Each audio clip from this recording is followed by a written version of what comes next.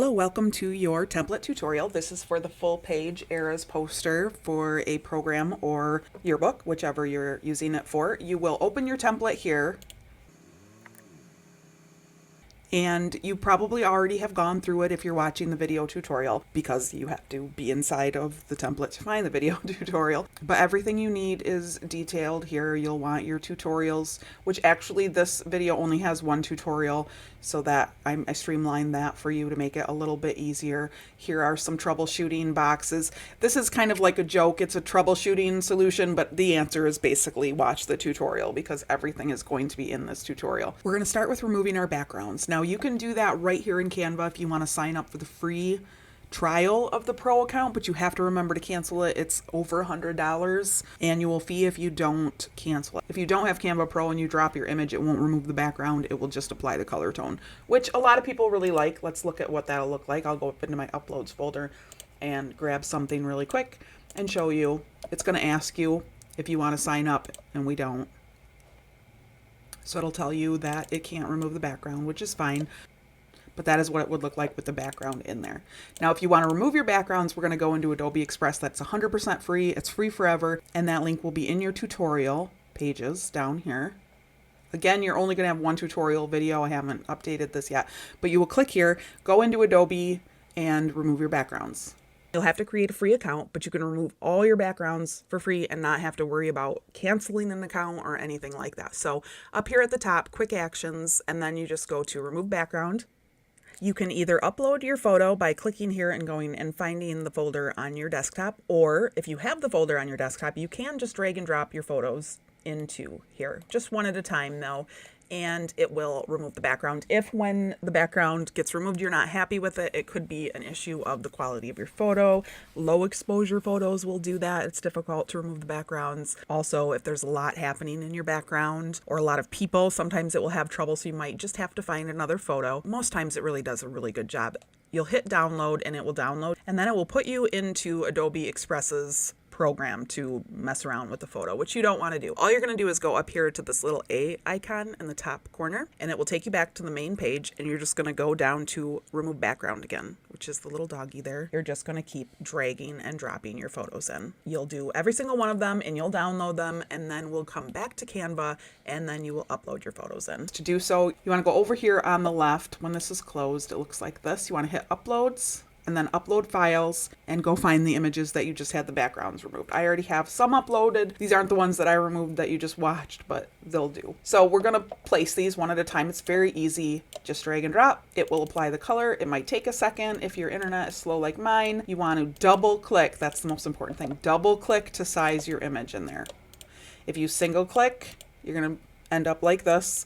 So make sure to double click. If you make a mistake, you can Command Z to go back in time, and I wish we could do that with all of our problems in our life, but only here in Canva is the world perfect. So one at a time, go through, grab your images, drop them in. Okay, so the center image here, you have two options with that. You can either keep it so that she's completely inside the box, or you can bring her up and above. She doesn't have that border around her because I didn't want this box to follow the same rules as the rest. All of the rest, remember, you have to double click to size your photo.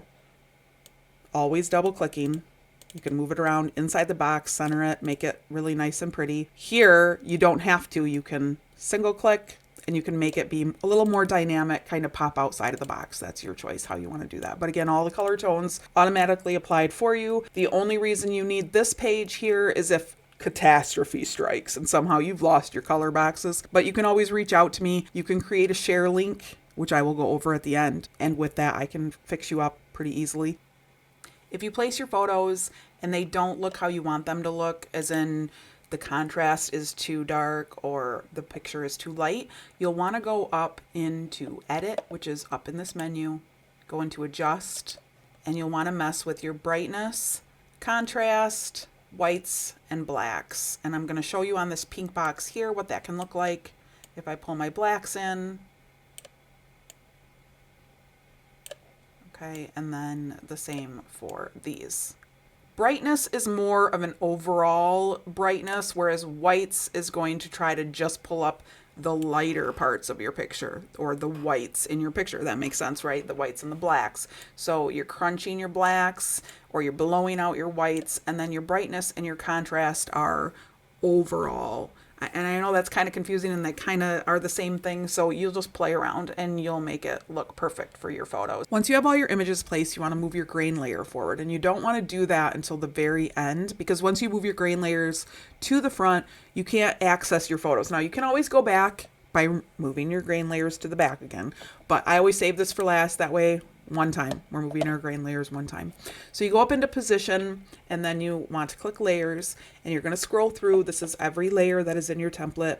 Mostly you're not messing with anything in here except your grain layers, and your grain layers are here at the very end, and they have this little icon next to it, and they're pretty much invisible. So I get a lot of questions about, I don't know where my grain layers are. I can't find my grain layers. It's because they're pretty much nothing. You're going to grab that, pull it all the way to the front, plop it up in front, and there you go.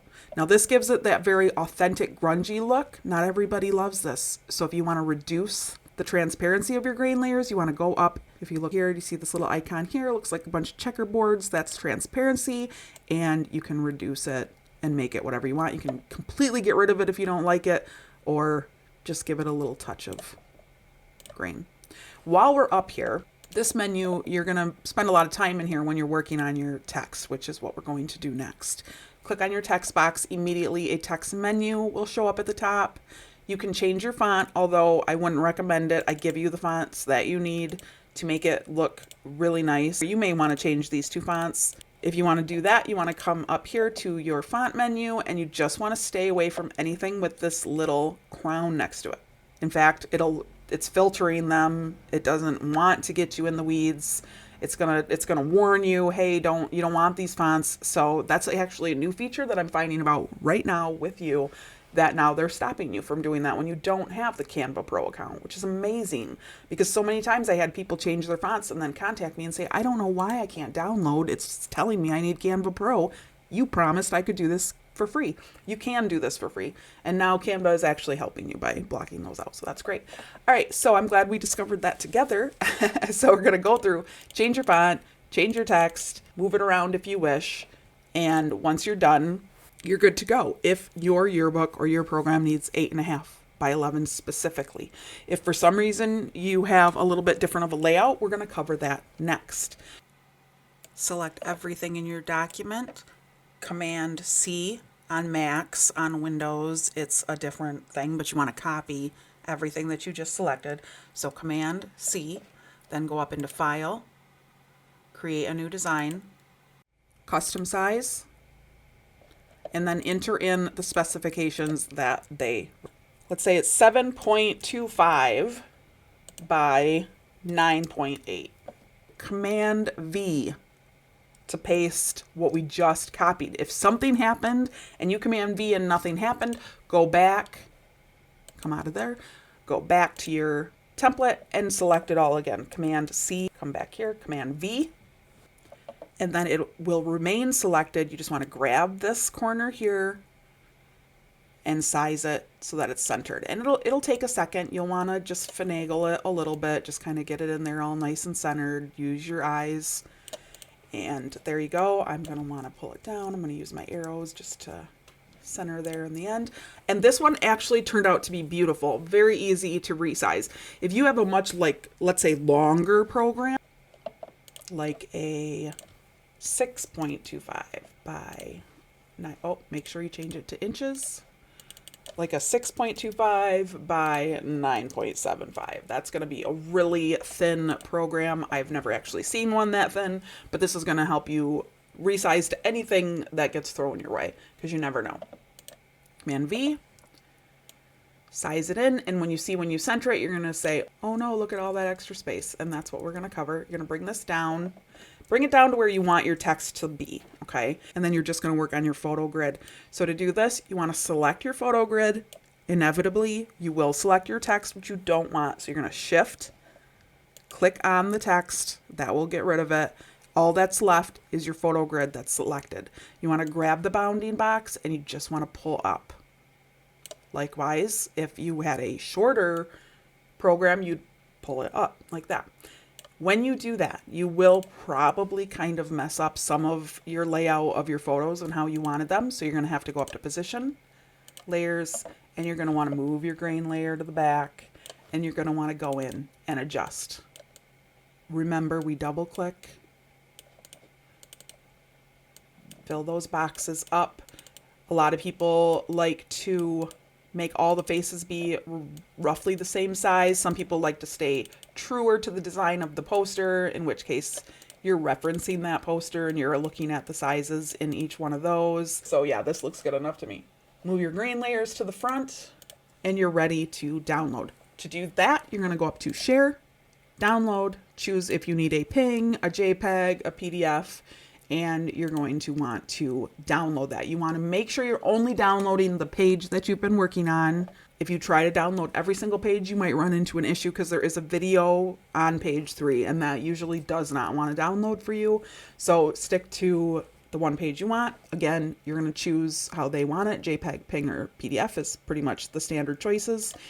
And you're good to go. Now, up here in the same area, this is where you would signal for help. Okay, no, you actually are going to send me a message on Etsy. You're going to say, I need help. Here is my Canva share link. And this is how you make the Canva share link. Here under share, only you can access, change that to anyone with the link, and then make sure you change it to can edit.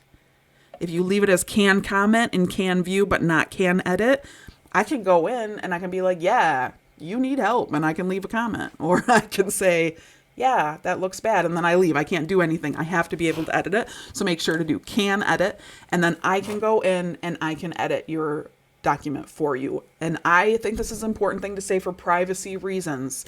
I cannot see inside of your Canva account. If you create a share link for me, because I've had people where they're like, I need help, and I say, create a share link, and then they're like, no, never mind.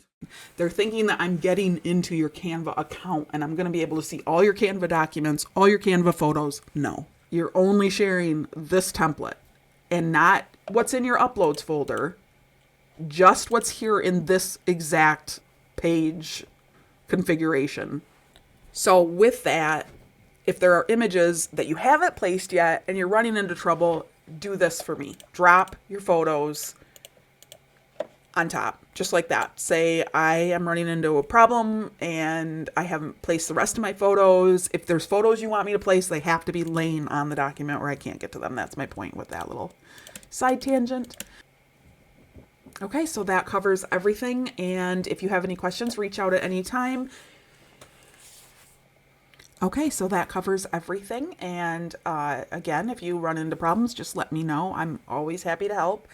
And I hope you guys have a fun time with this, and I hope it turns out exactly like you hope it will. And if you want to share it with me at the end, I love seeing them. I love seeing the reviews, or even if you just want to shoot me a message and be like, hey, look what I did. I love that. All right, have a great day. Thank you again.